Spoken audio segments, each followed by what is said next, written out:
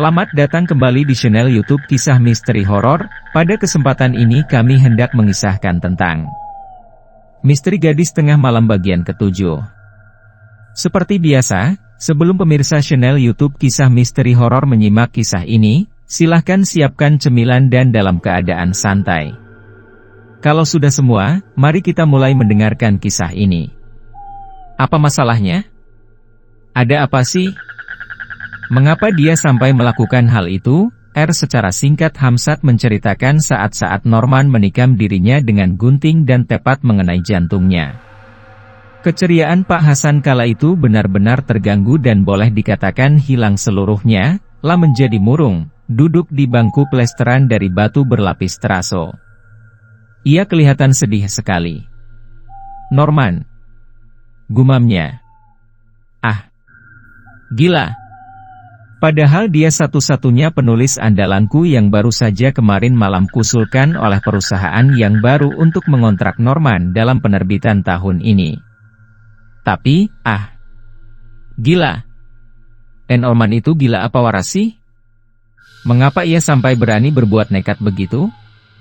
Teman-teman satu pondokan tak ada yang mengetahui alasan Normali secara pasti, Pak, kata Hamzat. Tapi, ada 3 orang yang melihat persis saat Norman melakukan tindakan nekatnya itu. 2 temannya terluka ketika hendak menghalangi tindakan picik itu. Wanita cantik yang duduk di samping Pak Hasan itu ikut menampakkan wajah sendu, seakan turut berduka cita atas kematian Norman, walau sebenarnya ia sendiri tidak tahu siapa Norman. Dan, setelah menghela napas beberapa kali dalam kebungkamannya, Pak Hasan berkata kepada Hamzat, "Ham, aku tahu kau teman dekat Nornian. Aku ingin bicara denganmu, tapi tidak di sini. Datanglah ke rumahku, atau jangan. Jangan ke rumah, nanti terganggu urusan lain. Besok sore, teleponlah aku. Atau kapan saja setempatmu. Telepon aku, dan kita tentukan di mana kita harus bertemu untuk membicarakan tentang Norman." "Baik. Saya setuju, Pak." Sial. Mengapa aku harus kehilangan dia? Gumam Pak Hasan yang tampak menyesal sekali atas kematian Norman itu. Tak enak jika terlalu lama mengganggu Pak Hasan. Hamzat pun segera memisahkan diri. Pukul 11:20, ia segera ke kamar Denny. Takut Denny berlarut-larut dalam tidurnya. "Hei, minggat kemana kau?" sapa Denny yang rupanya justru sedang menengok keadaan di kamar Hamzat. "Aku baru saja memesan makanan," kata Hamzat sambil duduk di kursi teras yang terbuat dari rotan.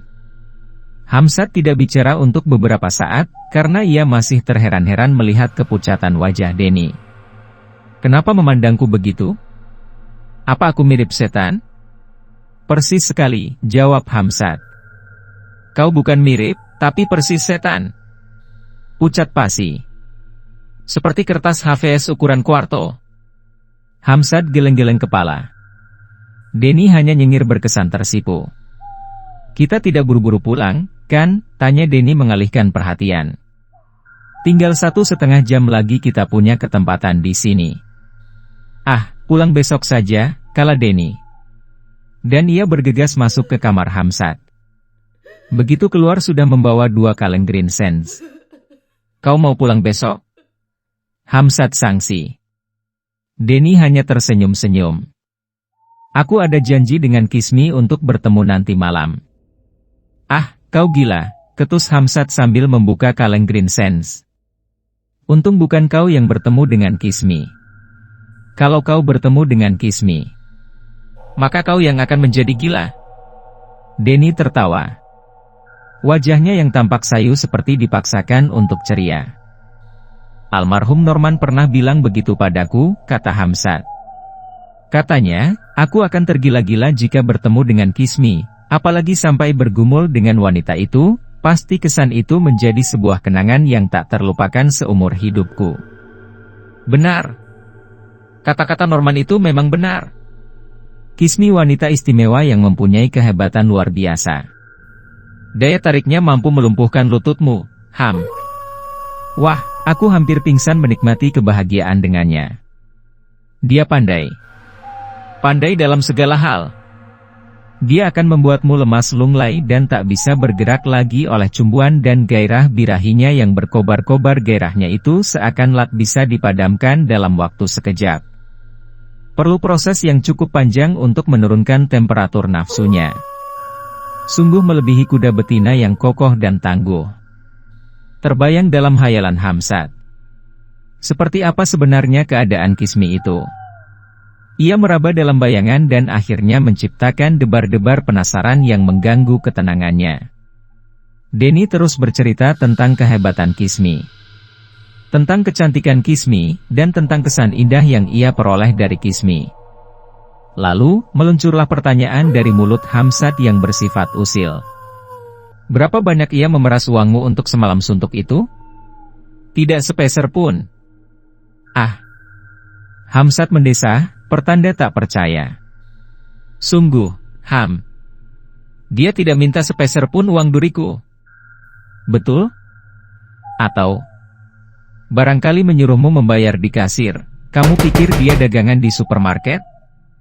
Denny tertawa lepas. Hamzat termenung heran. Kok aneh?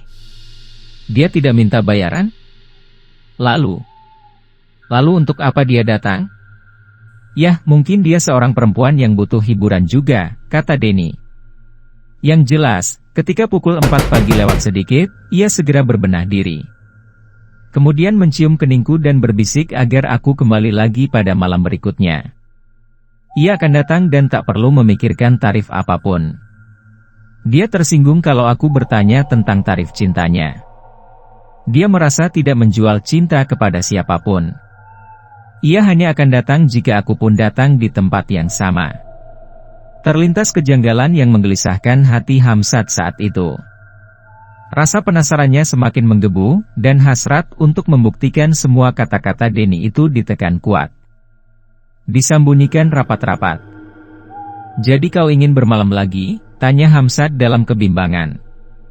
Ya. Kau bisa datang ke kamarku. Kali ini akan kusempatkan untuk meneleponmu jika dia datang. Tapi ingat, aku tidak mau kau mengganggu kemesraan kami. Awas lu kalau konyol. Tidak. Aku tidak akan bermalam lagi di sini. Alah, begitu saja sewot, ledek Denny. Bukan sewot. Kau ingat, nanti malam adalah hari perkawinan dosen biologi kita. Bu Anis. Astaga. Benar. Aku hampir lupa. Aku harus datang dalam pesta perkawinan itu. Semua temanku rasa juga datang, karena Bu Anis adalah satu-satunya dosen yang paling akrab di hati para mahasiswanya. Denny maugut-manggut. Lalu kelihatan bingung, lah berkata, ya, Bu Anis nanti malam melangsungkan pernikahan. Dan, wah, repot kalau begini, Ham. Kalau aku tidak datang, itu sangat keterlaluan. Sebab, Bu Anis itu anak dari kakaknya ibuku. Kepada Bu Anis dulu ibuku menitipkan aku agar kuliah di kota ini. Dan kurasa keluargaku pasti datang semua. Malulah aku kalau tidak nongol dalam perkawinan Bu Anis. Jadi, bagaimana dengan janjimu dengan Kismi? Denny diam sampai beberapa saat lamanya, lah dalam kebimbangan yang benar-benar menjengkelkan. Setelah beberapa saat kemudian akhirnya ia memutuskan agar segera pulang saja. Urusan Kismi akan ditunda sampai malam berikutnya. Denny menitipkan pesan tulisan kepada bagian resepsionis. Pesan itu untuk Kismi yang berisi penundaan waktu berkencannya. Maka siang itu juga mereka check out dari motel tersebut. Denny langsung ke rumah Bu Anis untuk membantu persiapan malam perkawinan nanti. Sedangkan Hamzat kembali ke rumahnya dengan sejumlah pertanyaan batin yang menggelisahkan hatinya. Ada sesuatu yang ganjil dari cerita Norman dengan cerita Denny. Tapi, di mana letak keganjilan itu? Aku belum menemukan, pikir Hamzat ketika sore itu bergegas ke pondokan Denny dalam keadaan siap berangkat ke pesta perkawinan Bu Anis. Di pondokan, Hamzat yakin banyak mahasiswa yang akan datang ke perkawinan Bu Anis, karena di situ banyak teman satu kampus dengannya, di antaranya Bahtiar, Ade, dan Yopi. Mulanya Hamzat ingin menghampiri Sonita, cewek kampus yang pernah pergi ke pesta ulang tahun salah seorang teman bersama Hamzat. Tetapi, Hamzat ragu. Sebab Sonita belakangan ini kelihatan mengakrabkan diri dengan Bob, dan kehadiran Hamzat bisa jadi menimbulkan perkara di antara mereka. Karena itu Hamzat lebih setuju untuk pergi bersama-sama anak-anak pondokan saja. Mungkin lebih seru ketimbang harus membawa cewek yang penuh resiko itu. Denny baru saja pergi lagi, Ham, kata Ade. Kemana dia? Menjemput Kismi. Hah? Hamzat terbelalak kaget memandang Yopi yang menjawab pertanyaan tadi. Dengan siapa ia menjemput Kismi? Tigor. Dia paling bernafsu mendengar cerita Denny tentang Kismi. Luar biasa menurutku juga, ada rona ketegangan yang tahu-tahu muncul di wajah Hamzat. Lah memandang Yopi, Ade dan Bahtiar. Satu persatu wajah itu dipandanginya. Kemudian, ia bertanya dengan suara pelan, sepertinya tidak ditujukan pada mereka. Jadi, kalian sudah tahu cerita tentang Kismi? Ade tertawa sinis dalam gaya kelakar, kau pikir cuma kau saja yang boleh mendengar cerita menggerahkan itu? Kami juga berhak mendengarnya dong. Bahtiar menimpali, kami juga berhak menghayalkannya dong. Betul, enggak? Dan, Ade serta Yopi menjawab serempak. Betul. Setelah diam sesaat, Hamzat berkala, tiba-tiba aku mencemaskan Denny? Hamzat tampak resah. Cemas? Kenapa harus cemas? Entahlah. Perasaan cemas itu juga timbul sebelum malam kematian Norman. Ah, mau ada apa, ya, gumam Hamzat, dengan mengendarai mobil jeep milik Tigor. Denny bernafsu sekali utiluk membawa Kismi pada pesta perkawinan Bu Anis. Ia ingin memamerkan Kismi kepada keluarganya yang malam itu berkumpul di gedung tempat pesta perkawinan itu berlangsung. Sedangkan Tigor adalah salah satu pemuda korban hayalan cerita Denny. Para pecinta dan para subscriber YouTube Kisah Misteri Horor tentu penasaran dengan kelanjutan kisah ini, bukan? Silahkan ikuti bagian selanjutnya esok hari di waktu dan jam yang sama, dengan cara klik subscribe dan juga loncengnya, agar Anda selalu mendapatkan notifikasi jika channel YouTube ini mengupload video kisah terbaru. Selamat datang kembali di channel YouTube Kisah Misteri Horor. Pada kesempatan ini kami hendak mengisahkan tentang Misteri Gadis Tengah Malam bagian ke-8. Seperti biasa, sebelum pemirsa channel YouTube Kisah Misteri Horor menyimak kisah ini, silahkan siapkan cemilan dan dalam keadaan santai. Kalau sudah semua, mari kita mulai mendengarkan kisah ini. Tigor penasaran sekali dan ingin melihat sendiri seperti apa Kismi itu. Benarkah cerita Denny bukan sekadar bualan belaka? Pukul 7 malam kurang beberapa menit, mereka tiba di bagian resepsionis. Seorang pemuda berdasi kupu-kupu duduk di balik meja resepsionis dan menyambut kedatangan Denny serta Tigor dengan senyum ramah. Ada yang bisa saya bantu? Bung, kata resepsionis itu. Seperti sebuah hafalan. Saya tadi siang titip pesan dengan petugas yang badannya sedikit gemuk. www.rajaibookgratis.com 39. Oh, maksudnya Mas Gagan? Entah siapa dia punya nama, tapi dia bagian resepsionis tadi siang. Mungkin sekarang tugasnya telah Anda gantikan, ya? Benar. Saya tugas malam. Ada pesan apa maksudnya? Denny sedikit bingung menjelaskannya. Lalu, dengan hati-hati ia ceritakan pertemuannya kemarin malam dengan Kismi. Tetapi, petugas itu tampak kebingungan juga. Maaf, kami memang mempunyai wanita-wanita yang sering dipesan oleh para tamu. Tetapi, tidak ada yang bernama Kismi. Mungkin Anda memesannya dari motel lain? Tidak. Saya memesannya dari sini. Dan, perempuan itu datang juga ke kamar saya. Maka, saya titip pesan untuknya, karena seharusnya hari ini saya masih di sini menunggu dia. Tapi, karena ada resepsi perkawinan keluarga, jadi saya tinggalkan. Nah, Malam ini saya ingin ajak dia untuk menghadiri resepsi tersebut, tutur Denny menjelaskan. Sejenak kemudian petugas itu mencari sesuatu dan menemukan surat Denny untuk Kismi, mungkin ini surat Anda. Ya. Benar. Rupanya belum disampaikan, ya. Mungkin tak seorang pun dari kami yang mengetahui perempuan bernama Kismi, Bung. Dan kalau begitu, biasanya kami tunggu saja di sini apabila perempuan itu datang, baru kami serahkan surat ini. Dari tadi dia belum datang? Tigor yang tak sabar mulai angkat bicara. Belum. Dalam buku tamu ini juga tidak ada yang mencantumkan namanya sebagai Kismi, jawab petugas resepsionis dengan ramah. Sesaat kemudian, ketika Denny dan Tigor berbicara bisik-bisik, petugas itu bertanya lagi, maaf. Di mana Anda semalam menginap? Maksud saya, di kamar kenanga atau flamboyan? Di kamar seruni, jawab Denny. Petugas resepsionis itu kelihatan terperanjat sesaat, dan buru-buru menyembunyikan perasaan kagetnya itu. Tigor sempat mengetahui hal itu, kemudian sedikit berkerut dahi karena merasa curiga. Apakah kamar itu sampai sekarang masih kosong? Saya rasa begitu. Bung, resepsionis itu telah berhasil menguasai rasa kagetnya, sehingga memberi jawaban ramah kepada Denny. Tetapi Tigor diam-diam memperhatikan wajah pemuda tersebut yang tampaknya mulai dihinggapi keresahan. Dia janji jam berapa akan datang, tanya Tigor kepada Denny.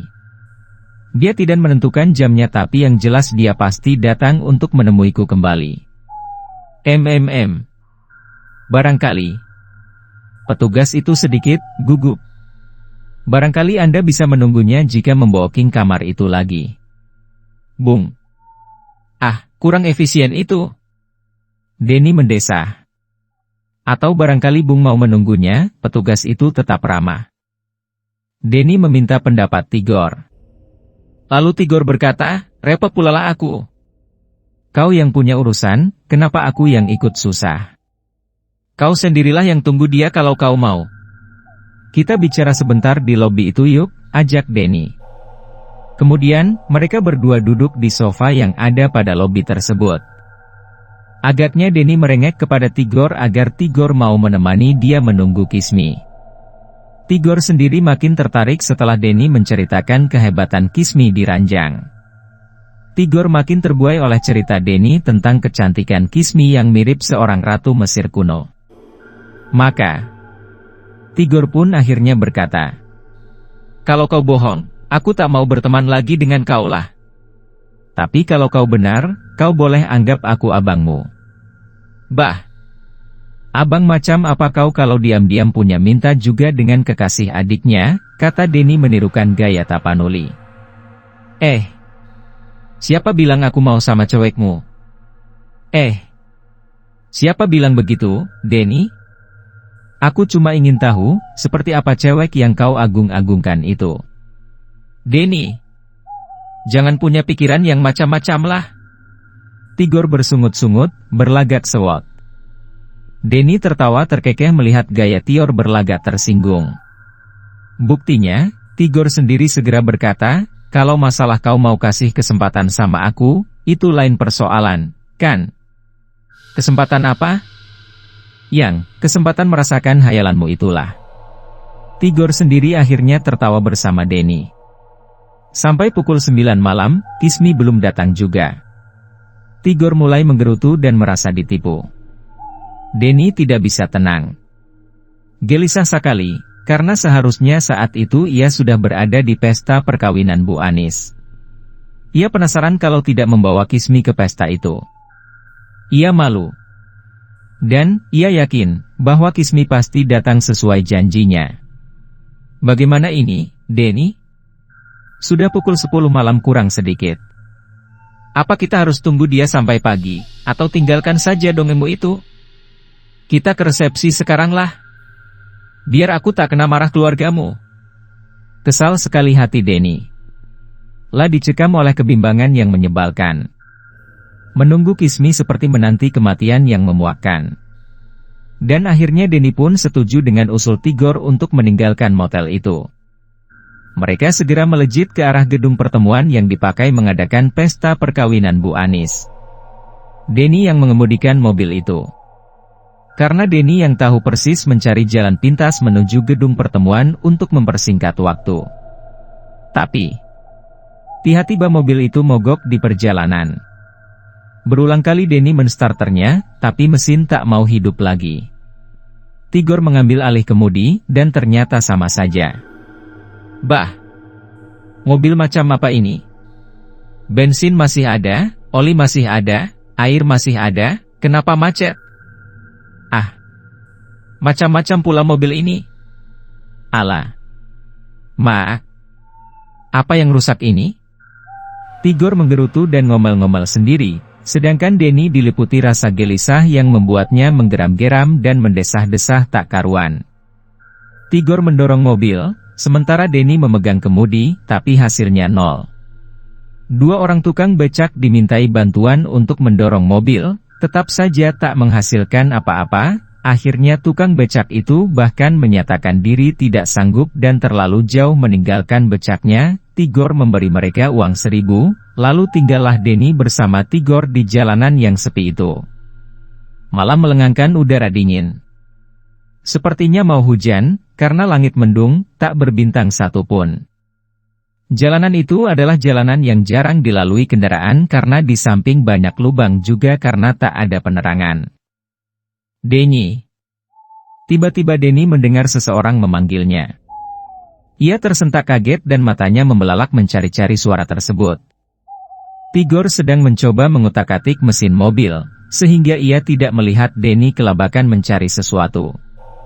Beberapa saat setelah mencoba mengutak-atik mesin, Tigor mencoba menstarternya, tapi masih belum bisa hidup mesin mobil itu. Kurang ajar, umpatnya sendiri. Sudah jam berapa ini, Denny? Aku rasa kita sudah terlambat. Mereka sudah pulang dari pesta perkawinan Bu Anis. Bakar saja mobil ini. Gor, seraya Denny melirik arlojinya yang menunjuk pukul 12.30 malam lewat 5 menit. Ah! Jangan begitu kau. Kalau mobil itu bagus, kau tidak pernah suruh aku bakar, kan? Ini kan namanya insiden kecil. Mobil rungsokan kau bawa kemana-mana, gerutu Denny. Denny, suara itu terdengar lugi. Tigor ingin mengatakan sesuatu, tapi Denny melarang Tigor bicara. SSST. Jangan bicara, bisik Denny. Aku mendengar suara perempuan memanggilku. Sudah 2 kali ini, Gor. Ah, kau macam-macam pula. SSST, benar. Diamlah dulu. Dengarkan suara itu, siapa tahu ia memanggilku lagi. Tigor hanya menghela napas dan menghempaskannya dengan kesal. Ia kesal terhadap mobilnya sendiri, juga kesal terhadap tingkah Denny yang menurutnya mengada-ada. Tetapi, ketika ia hendak berdiam diri beberapa saat, ia merasa tengkuk kepalanya merinding. Bulu-bulunya meremang sendiri, dan ia pun bergidik sambil mendesis pelan. Aku jadi merinding, Denny. Aku juga, bisik Denny. Celaka. Matilah aku kalau tempat ini ternyata angker, kata Tigor dengan sedikit tegang, suaranya tak berani keras. Deru angin malam pembawa hujan mulai terang menyibakkan rambut-rambut mereka. Tigor semakin cemas, takut kalau hujan turun, sementara mereka berhenti di jalanan sepi. Kanan kiri adalah rawa-rawa yang ditanami semacam tanaman kangkung atau sejenisnya. Tak jelas karen malam. Yang jelas, mereka jauh dari rumah atau bangunan berpenghuni. Denny, kita dorong saja mobil ini. Cari tempat yang tidak seram beginilah. Denny setuju. Mereka mendorong mobil mencari tempat yang tidak menyeramkan. Tigor mendorong bagian samping sambil mengendalikan setiran mobil. Napas mereka ngos-ngosan, keringat pun mulai beranjuran. Tetapi, keringat mereka itu bercampur dengan keringat dingin akibat rasa takut yang mencekam. Para pecinta dan para subscriber YouTube Kisah Misteri Horor, tentu penasaran dengan kelanjutan kisah ini bukan? Silahkan ikuti bagian selanjutnya esok hari di waktu dan jam yang sama, dengan cara klik subscribe dan juga loncengnya, agar Anda selalu mendapatkan notifikasi jika channel YouTube ini mengupload video kisah terbaru.